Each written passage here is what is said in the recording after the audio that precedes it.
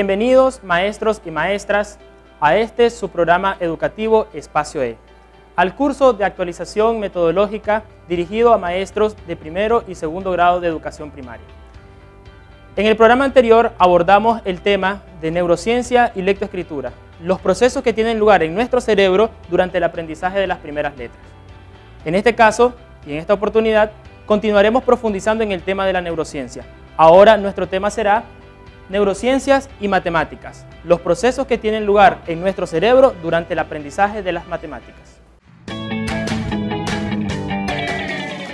Antes se creía que el cerebro era una especie de armario lleno de cajones en los que se iban archivando los recuerdos. Se solía pensar que cada área cerebral estaba especializada en una sola función. No obstante, los avances de la neurociencia en las 3 últimas décadas han permitido desmontar esa visión del cerebro. Hoy en día sabemos que no se trata de una máquina con piezas, como un carro o una moto, sino de una red muy compleja con millones de neuronas conectadas y distribuidas por toda la corteza cerebral, como el Internet. Cada una de esas neuronas cumple con muchas funciones y forma parte de numerosas redes. Para entender un poco más, imaginemos que el cerebro fuera una orquesta y cada uno de los músicos una neurona. Cuando interpretan una nueva partitura, ejercen roles distintos, intervienen de forma diferente y establecen comunicación de formas variadas entre ellos. Por ejemplo, puede ser en una pieza, al principio solo tocan los violines y la sección de vientos, y más tarde se incorporan el resto de la orquesta. Eso sí, para que suene bien, deben sincronizarse, estar atentos a lo que hacen los demás, seguir el mismo ritmo y compartir afinación. Además, cada uno puede participar en innumerables partituras y una misma orquesta o red neuronal puede servir para interpretar varios tipos de partituras distintos. Eso mismo ocurre, aunque de forma más compleja, en el cerebro. Con las alrededor de 20.000 millones de neuronas que la forman, los conocimientos o las memorias que aprendemos son redes de neuronas entrelazadas por enlaces sinápticos, por conexiones entre las células nerviosas. Es así como adquirimos nuevas memorias y el cerebro las guarda en redes distintas. ¿Qué es neurociencia? Las neurociencias son un conjunto de disciplinas científicas que estudian la estructura, función, desarrollo de la bioquímica, la farmacología y la patología del sistema nervioso y de cómo sus diferentes elementos interactúan, dando lugar a las bases biológicas de la conducta.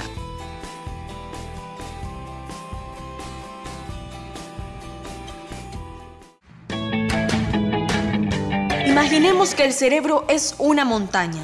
Hay formas en la montaña que te dicen algo. La pendiente, las rocas, la nieve, la firmeza de la nieve. Esas partes son nuestros genes y nacemos con ellos.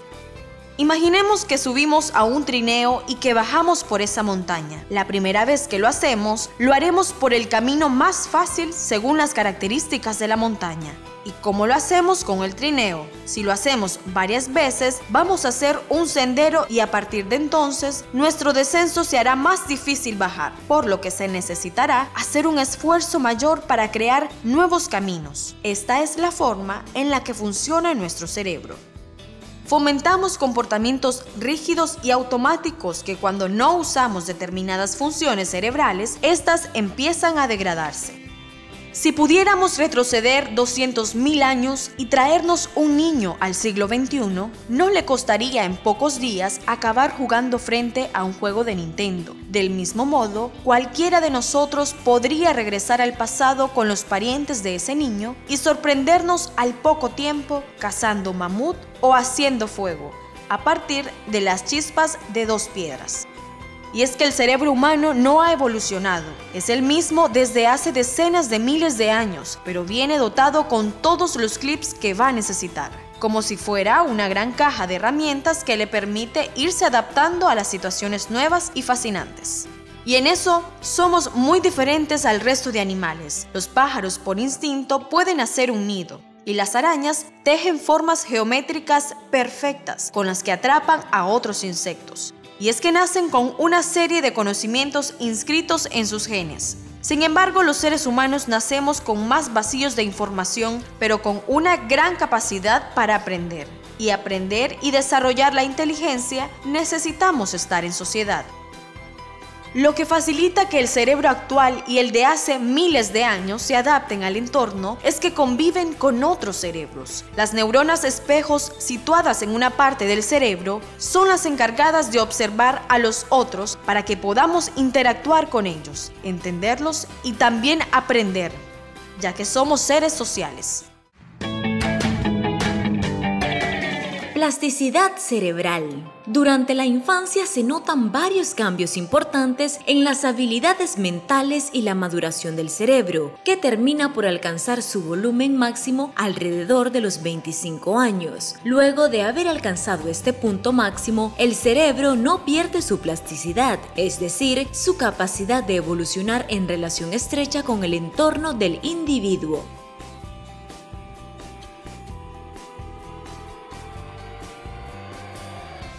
Plasticidad cerebral. Estímulos externos.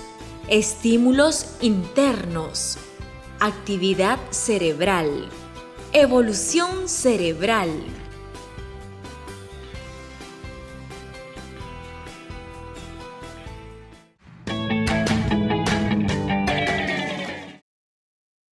Medir la inteligencia es algo problemático, en especial cuando no hay consenso en cómo definirla.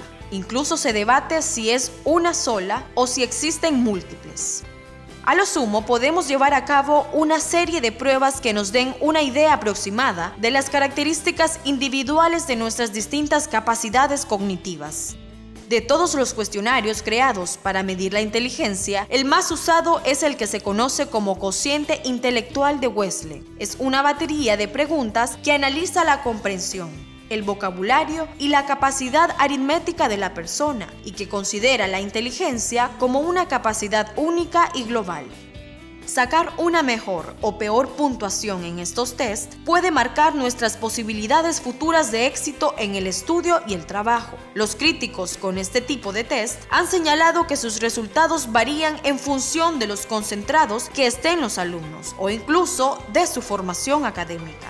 Ahora, un estudio reciente de la Universidad de Londres muestra de hecho que el cociente intelectual no se mantiene constante durante la adolescencia, sino que aumenta o disminuye conforme lo hace el volumen de materia gris. En esa época, es decir, entre los 12 y 20 años, cuando el cerebro está aún en desarrollo. Estos cambios en la estructura del corte cerebral, que son visibles a través de una resonancia magnética, demuestran la importancia que la plasticidad neuronal puede tener en nuestra vida y comportamiento.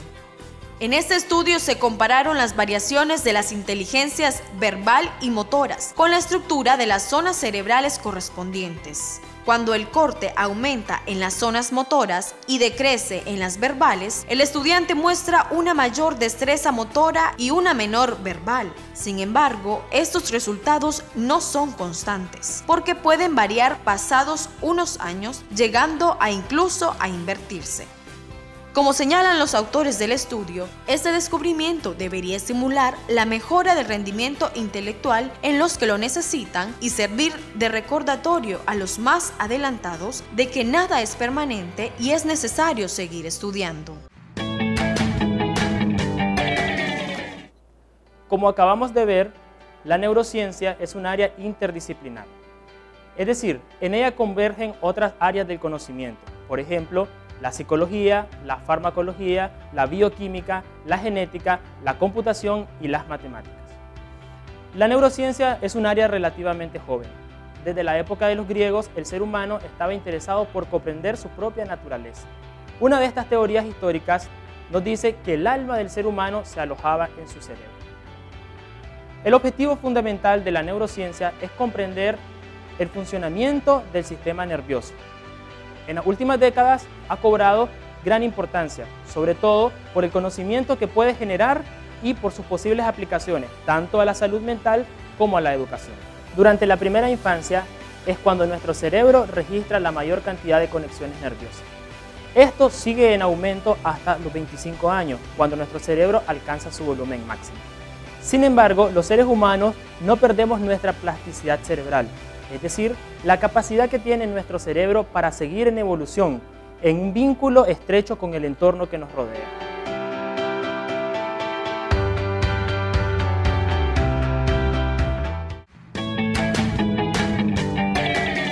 En la actualidad, surge una interrogante que la neurociencia está tratando de contestar. ¿Qué partes de nuestro cerebro se activan durante el aprendizaje de las matemáticas? Nuestra corteza cerebral está dividida a través de la cisura longitudinal en dos partes, conocidas comúnmente como hemisferios, el hemisferio derecho y el hemisferio izquierdo. A su vez, cada hemisferio se divide en 5 lóbulos: el lóbulo frontal, el lóbulo parietal, el lóbulo occipital y el lóbulo temporal, además de la ínsula de riel. El lóbulo parietal izquierdo es el centro neurálgico de las matemáticas, esta zona representada en este esquema.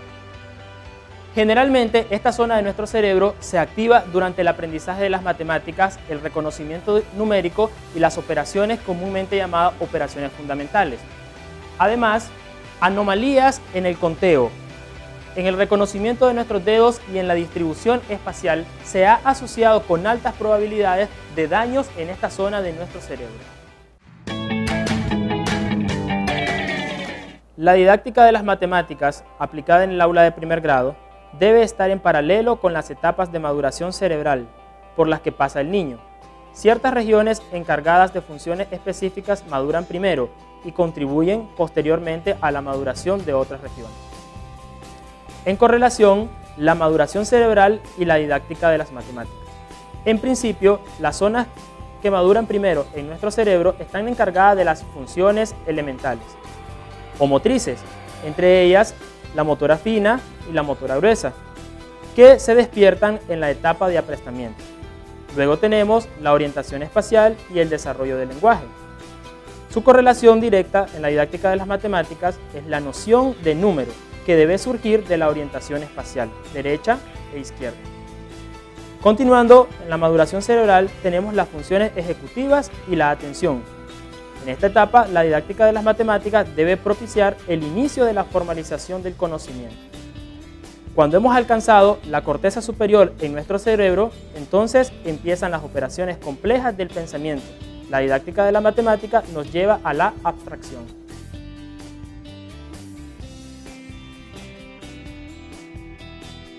Los métodos de instrucción basados en las metáforas de número y espacio son representaciones formales de conceptos intuitivos y proporcionan modelos concretos de conceptos abstractos.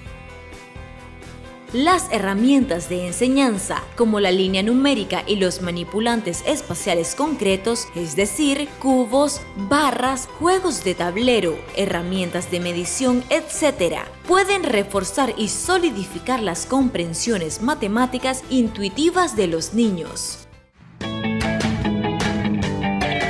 Algunos resultados en neurociencia tienen una implicación directa con la educación, sobre todo con la didáctica de las matemáticas. Pruebas en bebés han demostrado que nacemos con un sentido numérico, es decir, somos capaces de comparar cantidades y de hacer pequeñas operaciones aritméticas entre números 1, 2 y 3. Aprovechando este sentido numérico en el aula de clase, podemos facilitar al estudiante la comparación numérica, por ejemplo, en este caso, de las cantidades 8 y 5, utilizando el principio de correspondencia 1 a 1. Para un estudiante es mucho más fácil comparar dos cantidades que están lo suficientemente separadas que dos cantidades que están muy cerca. ¿Por qué? Porque ellos relacionan el conteo con la distancia, con la distribución espacial. Recordemos que anteriormente habíamos mencionado que el lóbulo parietal izquierdo está relacionado tanto al conteo como a la distribución espacial. Esto es muy importante para tenerlo presente en el aula de clase. Debemos mostrar el sentido numérico y la distribución espacial como una sola cosa. En este caso, se nos pide o le pedimos al estudiante comparar dos cantidades, 1, 2, 3, 4, 5, 6, 7, 8, un conjunto de 8 objetos y un conjunto de 1, 2, 3, 4, 5. Lo que yo acabo de hacer parece simple, el hecho de tocar los objetos que estoy contando. Esta manipulación es importante en el niño. Esa es la razón por la que todos los bebés, cuando empiezan el conteo, empiezan a contar usando sus dedos. El cerebro del estudiante funciona de esta manera, al comparar dos números.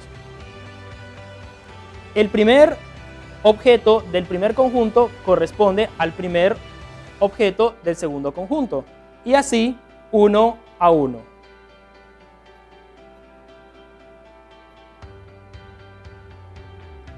Luego, él entiende que la diferencia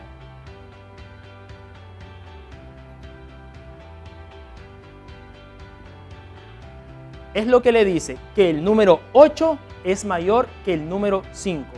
Él, en esta etapa, aún no entiende los caracteres 8 y 5, pero utilizando su sentido numérico con el que lo dotó la naturaleza, puede comparar precisamente qué conjunto es mayor y qué conjunto es menor. Otro hecho que ha sido respaldado por la neurociencia son las etapas del conocimiento de Jean Piaget. Durante el aprendizaje de las matemáticas, para construir un concepto formal debe pasarse por 3 etapas: la etapa concreta, la etapa semiconcreta y la etapa abstracta. Es precisamente de esta manera como nuestro cerebro procesa la información, sobre todo durante la infancia. En la etapa concreta planteamos la manipulación de objetos, que sea tangible, que sea real y que sea cercano a su entorno. Una vez que pasamos de un conjunto concreto a un conjunto semiconcreto, despojamos los objetos de cualquier dimensión, color u otra característica superficial. Podemos representar estos 4 cuadrados como puntos.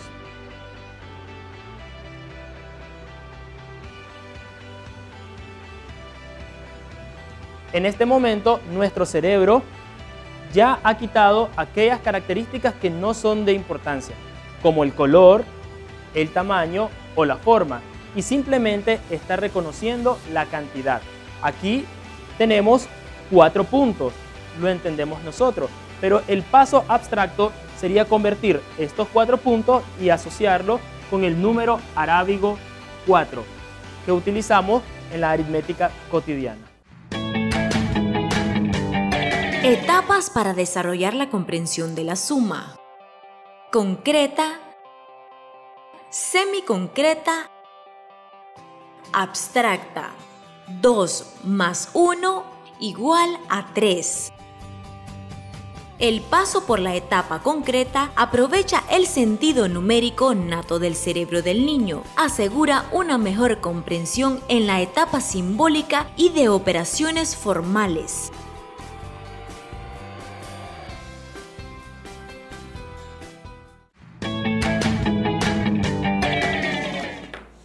La evolución de la corteza cerebral del individuo dependerá de la forma en que utilice su cerebro en distintas etapas de crecimiento. El cerebro enriquece su aprendizaje cuando se le presentan retos en un entorno desafiante e interactuante. Por ejemplo, en las clases de matemática con nuestros niños podemos utilizar muchos juegos de ingenio, juegos de lógica y algo muy novedoso llamado matemáticas recreativas.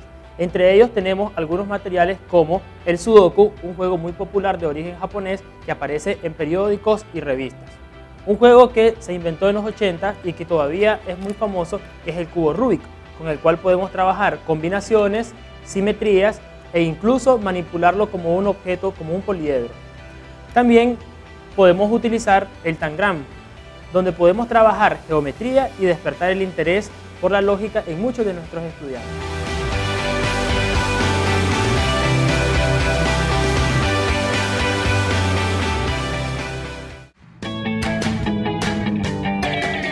En este encuentro hemos aprendido algunos elementos para mejorar nuestra práctica docente en matemáticas, respaldado por investigaciones en neurociencia.